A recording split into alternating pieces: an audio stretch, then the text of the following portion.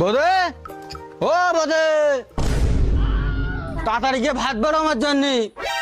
এই ছোট্টা, তোর বৌদির কি বাড়ির চাকর মনে করেছিস নাকি? তুই দুঢক মদ খেয়ে তুই বৌদির উপরে হুকুম দেখাচ্ছিস? দেখো দাদা, তুমি আমার বয়সের বড় বলে তোমার আমি সম্মান দিয়ে কথা বলছি। এই মদ খেয়েছি আমি, নেশা হয়েছে তোমার। শোন ছোট্টা, বেশি বাড়াস না, বেশি কথা বলিস না, বুঝছিস? আর তুমি শোনো, ওর জন্য আজকে সারাদিন ভাত না দেওয়া ওইভাবে থাকুক। ও এই ব্যাপার, আমার ভাত দেবা না? ঠিক আছে।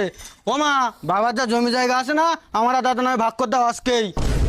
এই ছেলে, তুই মদ খেয়ে এসে তোর দাদার সাথে গন্ডগোল ঝামেলা করছিস কিসের জন্য? তোর এখনো বিয়ে দেওয়া হয়েছে, তুই এক কোণে তো সম্পত্তির ভাগ চাচ্ছিস। শোনো মা, তোমার এই ছেলে নতুন নতুন মদ খাওয়া শিখেছে না, নানান বন্ধু বান্ধবের সঙ্গে, আর ওদের কথা শুনতে আর বাড়ি ছিলাম গন্ডগোল ঝামেলা করছে, আর এখন দেখি যাও জমি জায়গার ভাগও চাচ্ছে।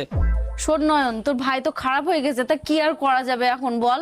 তুই এক কাজ কর, ওর জন্য একটা ভালো মেয়ে দেখি ওর বিয়ে থাওয়া দিয়ে দে। খুব তো সহজে বল দিলে ওর বিয়ে দেওয়ার কথা, ও এখন নিজের খাবারটা জোগাড় করতে পারে না, ওর বিয়ে দিলে ওর খাওয়াবে কি? তোমার ছোট ছেলে পুরো বরবাদ হয়ে গেছে, বরবাদ। চুপ করো দাদা, তোমার কি মনে হয় আমি পুরো বরবাদ হয়ে গেছি?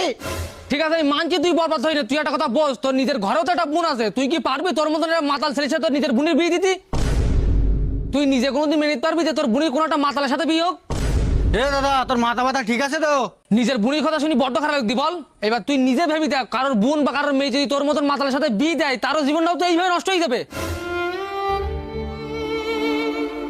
একটা কথা বলছি শোন, তুই যে মদ খাচ্ছিস যে 2-3 ঘন্টা নেশার জন্য, তুই কোনোদিন এটা ভেবে দেখেছিস যে মার মনে কি হচ্ছে, মা কতটা কষ্ট পাচ্ছে, আমরা কতটা কষ্ট পাচ্ছি তোর জন্য? শোন, New Nexus Oil সেজন্য বড়ই তার জন্য কিছু করুক, কিন্তু কোনো সন্তান যদি তোর মতন মাতাল হয় না, তা সে বাবা মার স্বপ্ন আশা সব ভেঙে তছনছ হয়ে যায়। একটা কথা শোন, যে মদ খায়, যে মাতাল, তার গ্রামে তো কোনো সম্মান থাকে না, আর বাড়ি এসেও সে কোনোদিন কোনো সম্মান পায় না। আমার ক্ষমা করে দিও তোমরা সবাই, এই মদের জন্য তোমাদের নজর আজকে আমি ছোট হয়ে গেছি। আমি দিব্যি দিচ্ছি, এই মদ আমি আর কোনদিন খাবো না, ছোবো না।